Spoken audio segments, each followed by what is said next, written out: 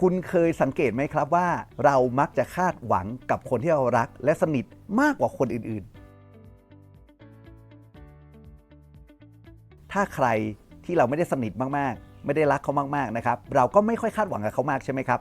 มันก็เลยผิดหวังน้อยแต่วันนี้ถ้าเราคาดหวังเพราะเราอยู่กับเขามานานหรือว่ารู้จักกันมาสักพักหนึ่งแล้วก็สนิทกันมันก็จะมีคำถามหลายอย่างที่จะเกิดขึ้นในหัวเช่นแค่นี้ก็ไม่รู้หรอ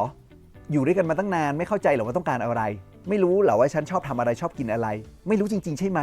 คำถามต่างนี้ครับยิ่งทำลายความสัมพันธ์ดังนั้นถ้าคุณอยากจะรู้ว่าอีกฝ่ายต้องการอะไรนะครับเราจะถามในเชิงบวกเช่นไม่ทราบว่าอยากให้ทำแบบนี้ไหมหรือว่าที่พูดอย่างนี้ต้องการจะบอกอะไรเราหรือเปล่า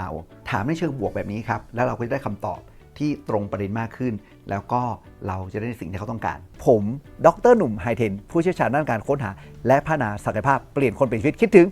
ไฮเทน